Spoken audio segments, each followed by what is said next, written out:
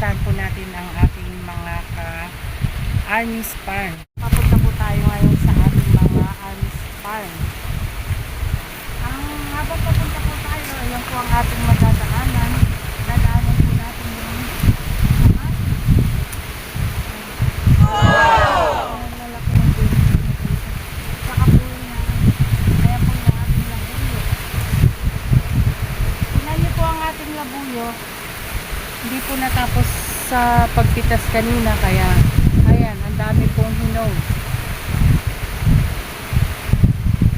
Ang dami pong hinog ng ating labuyo. Mamaya po pipitasin po ulit yan ng ating isang Arnis Farm.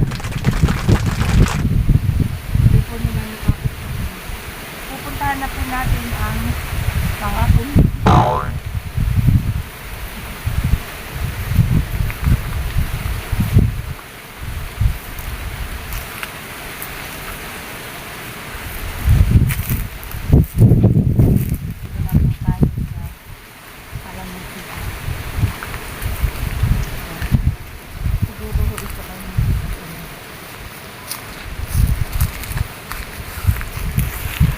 Po yung di pa ho pala ito napitasan kasi may mga malalaki pa.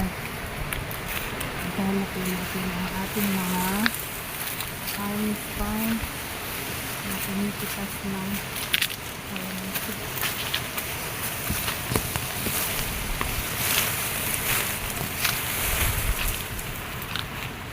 Ayan po, kahit po kainitan sila po ay pinipitas pa rin. Para lang po kumita ng konting pera para po pang gastos nila, pambili ng ulam, sangkap sa bahay.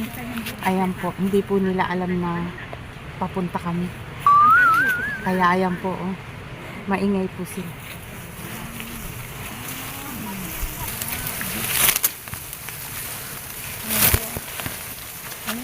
Siguro nakikita nito kasi ang kalalaki ng bunga. Ayan po. Oh. Ayan, kalalaki ng bunga. Palagay ko hindi pa nga po napitasan to. Ang dami hong malalaki eh. Ayan mo. Pupuntahan na ho natin. Sila po ay nagmamarites.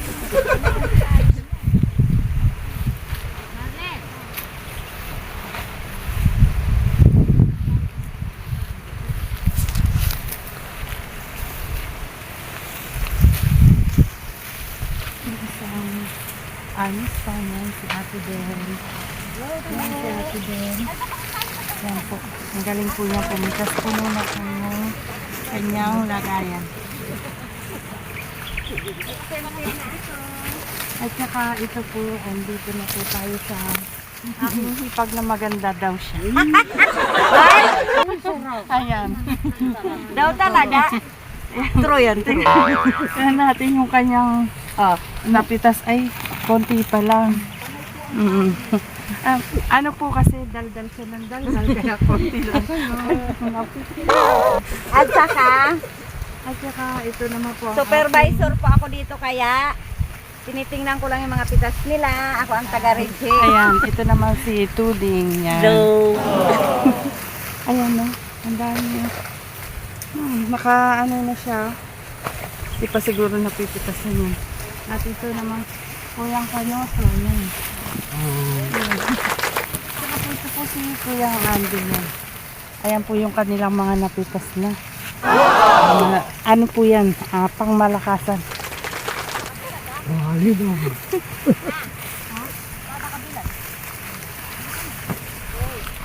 Ayan, andito po kami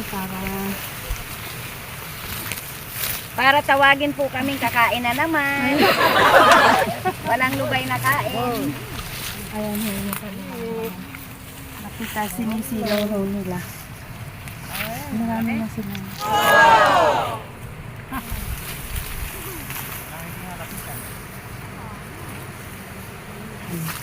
Ayan po, hindi pa po nila nililipitan. Pupuntahan po natin ang ating iba pang army spawn na masisipag. Ito po ang ating masipag na army spawn ng aking pamangkin. Yan, si Don Don. Wala pong sinasayang na oras. Time is gold. At ito naman po ang ating magandang binibini.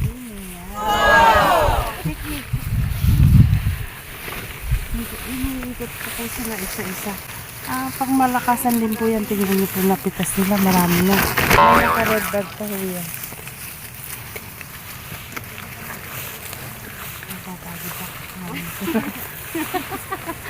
At ito naman po ang aking simaling. Hello po.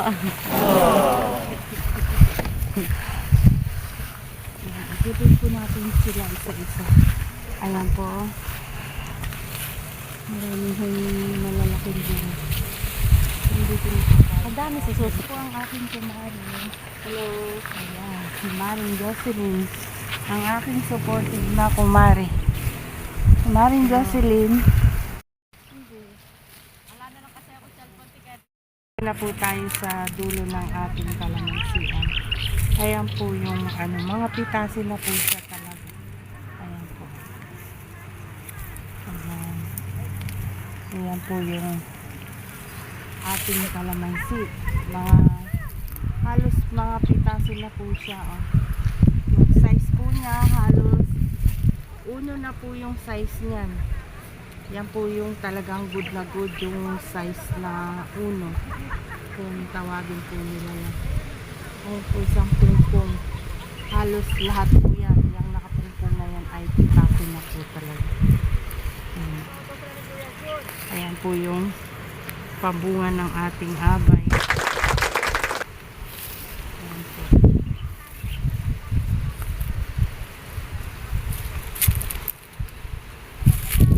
Tayo po ay papunta na sa ating kubo.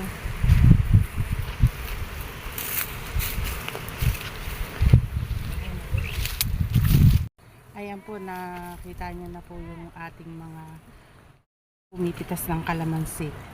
Ayan po, ito pa po mga pitasin po nila. So, para ito po tayo sa kalamansi. Ito pa ho ang kanilang mga pitasin. Ayan, karami ho Kaya ho nakalaylay na ho yung sanga kasi po sa bunga po nila. Ayan po. Ayan. Ayan, nandito po tayo sa dulo.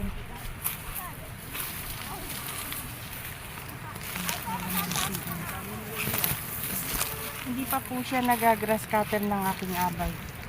Ayan. Ayan. Ito na po yung mga spray po ng aking abay at saka ng aking kapatid. Yung mga na po talaga mga pitasin na.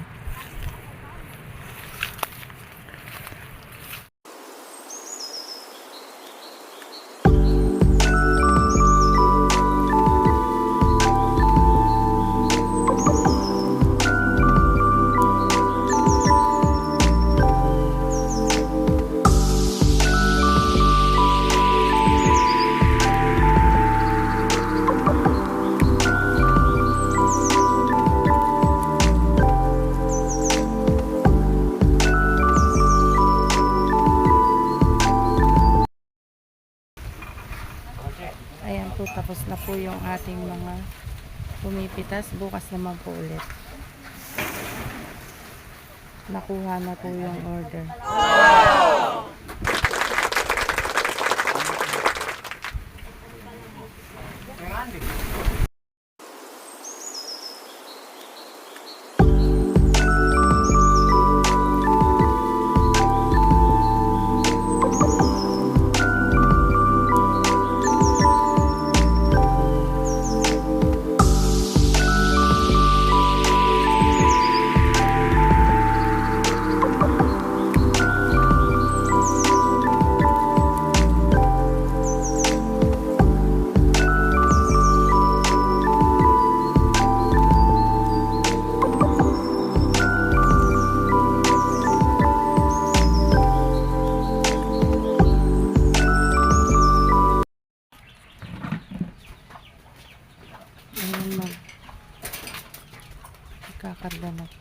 Ang kalamansi.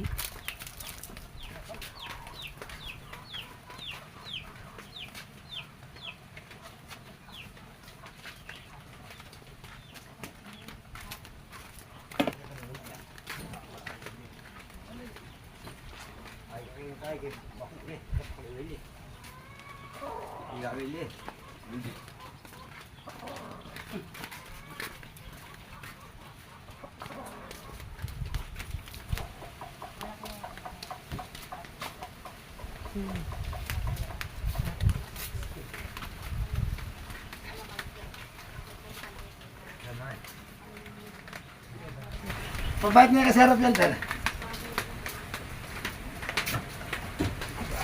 Sinasakay na po sa balang kalamansi. Babiyahin na po.